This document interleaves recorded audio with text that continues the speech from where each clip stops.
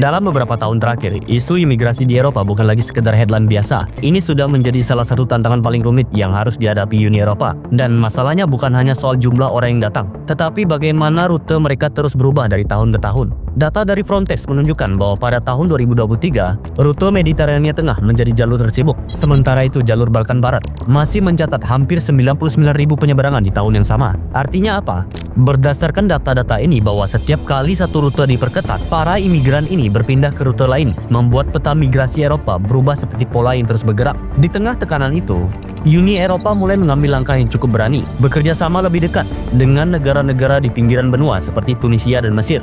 Pada saat yang sama, ada juga yang mencoba cara baru yang cukup menuai kontroversi, seperti memindahkan proses para pengungsi ke negara di luar Eropa. Elly Schlein, pemimpin Partai Demokrat Italia, menyebut kesepakatan dengan Albania sebagai kegagalan besar dan menyatakan bahwa Giorgia Meloni seharusnya mundur karena kebijakan ini tidak berhasil dan sangat mahal. Di tingkat politik, Perdana Menteri Spanyol Pedro Sanchez dan Perdana Menteri Belgia Alexander De Croo secara terbuka menolak gagasan pendirian pusat pemrosesan migran di luar Uni Eropa. Mereka menilai skema tersebut terlalu mahal dan tidak mampu mengatasi akar persoalan krisis migrasi.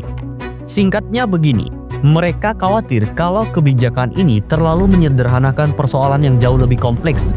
Jadi di video ini, kita akan membahas 3 hal utama, mulai dari bagaimana arus migrasi ke Eropa berubah dalam beberapa tahun terakhir, lalu langkah-langkah yang diambil Uni Eropa untuk menekan imigran baru, hingga alasan kenapa pendekatan yang lebih ketat ini terlihat mulai berhasil, setidaknya untuk sekarang. Mari kita mulai dengan gambaran singkat soal bagaimana Eropa menghadapi arus migran. Masalah ini menjadi sangat besar sejak krisis pengungsi 2015. Ketika ratusan ribu orang dari negara-negara yang dilanda perang seperti Suriah, Afghanistan, dan bagian Afrika mencoba masuk ke Uni Eropa untuk mencari kehidupan yang lebih nyaman. Sejujurnya, aku sudah membahas krisis imigran ini secara lengkap di video sebelumnya. Jika kamu ingin memahami konteks besarnya dan bagaimana semua ini bermula, kamu bisa menonton video itu terlebih dahulu. Yang penting kamu ingat, sejak krisis itu, Eropa sadar satu hal. Masalah imigrasi itu saling terhubung. Kalau satu negara mengubah kebijakannya, efeknya bisa langsung terasa di negara Eropa lainnya. Setelah gelombang besar pengungsi tahun 2015, arus migrasi ke Eropa sebenarnya sempat turun di akhir 2020. Banyak orang waktu itu berpikir krisis sudah mereda, tapi beberapa tahun setelah pandemi, jumlahnya mulai naik lagi. Frontex mencatat, jumlah imigran meningkat lebih dari 60% antara 2021 dan 2022. Dan terus tinggi sampai 2023. Artinya masalahnya belum selesai. Untuk menanggapi situasi ini, Uni Eropa akhirnya menyetujui sebuah aturan besar pada tahun 2024. Namanya adalah Pakta Baru Uni Eropa tentang Migrasi dan Suaka. Intinya, Pakta ini mencoba membuat Eropa punya aturan yang sama, supaya tidak ada negara yang merasa menanggung beban sendirian. Kalau kamu lihat peta ini, kamu bisa lihat satu jalur besar yang bergerak dari Afrika menuju ke Eropa.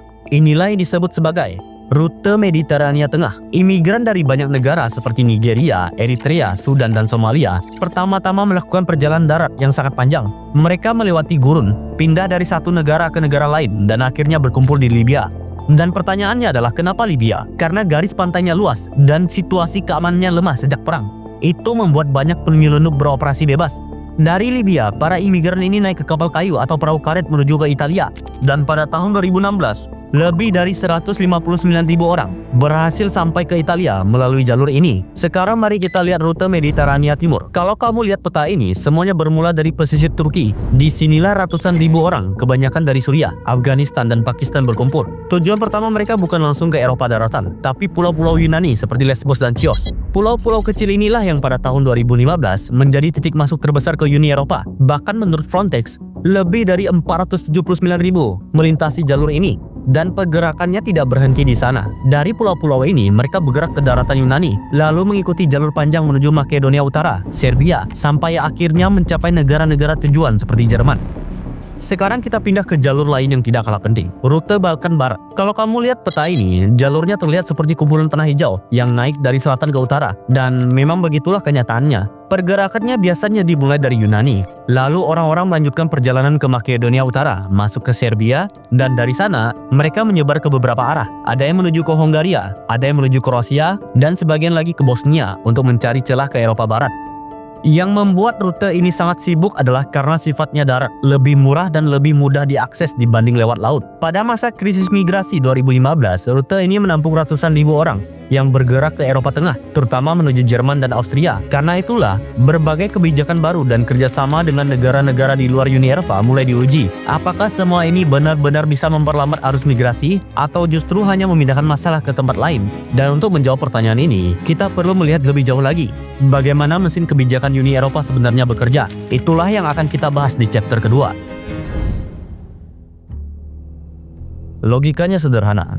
Uni Eropa berusaha memperlambat arus migrasi sebelum para pengungsi ini mencapai perbatasan Eropa. Salah satunya adalah bekerja sama dengan negara-negara di sepanjang rute paling sibuk. Mesir menjadi salah satu contoh utama. Dalam kemitraan strategis antara Uni Eropa dan Mesir yang diumumkan pada tahun 2024, Uni Eropa memberikan 200 juta euro untuk mengontrol perbatasan. Kemudian Mauritania juga mendapatkan dukungan dari Uni Eropa dalam bentuk perjanjian yang mencakup sekitar 210 juta euro. Kemudian untuk Tunisia, Uni Eropa telah lama menjalin hubungan kerjasama yang mencakup dukungan finansial sekitar 150 juta euro. Dengan dukungan dana seperti ini, Uni Eropa berharap negara-negara transit tersebut bisa meredam arus migrasi jauh sebelum para imigran ini mencapai perbatasan Uni Eropa. Dan perlu diingat terlebih dahulu, strategi ini hanya berhasil jika banyak negara ikut bekerja sama. Karena jika satu jalur ditutup, para imigran ini biasanya mencari jalur lain. Itulah sebabnya Uni Eropa juga memiliki perjanjian serupa dengan negara-negara Balkan seperti Serbia dan Albania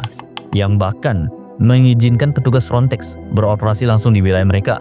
Selain kerjasama perbatasan, Uni Eropa sekarang sedang mencoba cara baru memindahkan proses pemeriksaan imigran ke negara lain. Sebelum para imigran ini tiba di Uni Eropa, mereka bisa diarahkan dulu ke negara yang dianggap aman. Di sana, identitas dan alasan perpindahan mereka dicek lebih awal. Lalu pada bulan Juli 2024, para menteri Uni Eropa yang dipimpin oleh Komisioner Ylva Johansson bertemu dengan perwakilan PBB termasuk Filippo Grandi dari UNHCR. Mereka membahas dua kategori tempat yang bisa dialihkan di luar Eropa.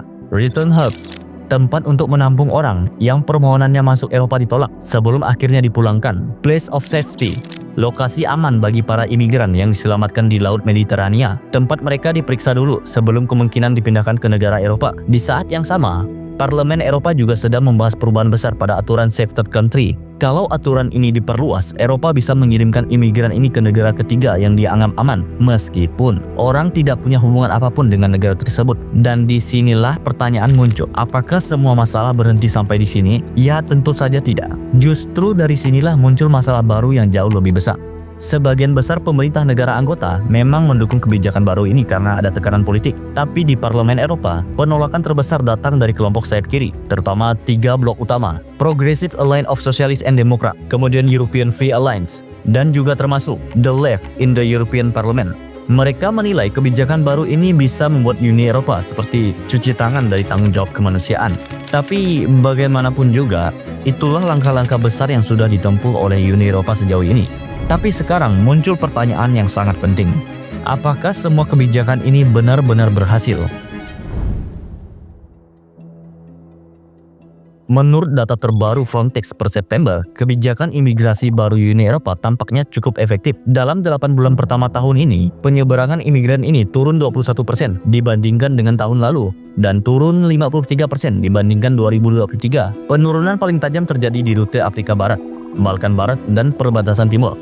Sementara itu, rute Mediterania Barat justru meningkat dan arus di Mediterania Tengah tetap stabil. Secara keseluruhan, jumlah imigran yang masuk ke Eropa menurun cukup drastis pada 2025. Penurunan ini bukan berarti kebijakan Uni Eropa sepenuhnya sukses. Arus imigrasi sudah menurun sebelum Fakta Migrasi 2024 diperlakukan, dengan penurunan 23% antara 2023 dan 2024. Kuncinya ada pada tahun 2023. Waktu itu, arus imigran ini sangat tinggi karena mereka buru-buru masuk sebelum aturan ketat berlaku. Jadi, penurunan drastis setelahnya tidak bisa disebut hanya sebagai hasil dari kebijakan baru. Kita sedang membandingkan dengan angka yang sudah sangat tinggi. Buktinya, penurunan 23% sudah terjadi sebelum Fakta Migrasi 2024 mulai berlaku. Artinya, terdapat faktor lain juga yang berpengaruh. Secara statistik, pendekatan Uni Eropa dapat dikatakan berhasil menekan angka kedatangan. Kesuksesan ini membuat kebijakan tersebut populer di Brazil dan kemungkinan juga akan terus dipertahankan. Pada akhirnya, masalah imigrasi ke Eropa bukan cuma soal angka turun dan naik. Ini soal kebijakan dan konsekuensi terhadap nyawa manusia. Uni Eropa memilih pendekatan yang lebih keras, bekerja sama dengan negara-negara seperti Tunisia dan Libya untuk menghalangi kedatangan para imigran ini. Dan hasilnya, angka kedatangan memang menurun. Namun, muncul pertanyaan mendasar. Apakah ini solusi berkelanjutan atau hanya membuat perjalanan imigran semakin berbahaya? Di balik data yang tampak sukses, tersimpan pertanyaan besar. Apakah langkah ini benar atau terlalu keras? Apakah Eropa menjadi lebih aman? Atau justru mengorbankan nilai kemanusiaan? Dan sekarang, aku ingin mendengar pendapat kalian tentang ini semua.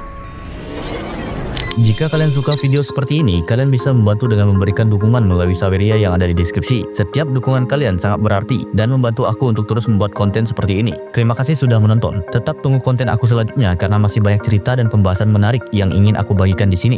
Dan akhir kata, sampai bertemu lagi di video selanjutnya.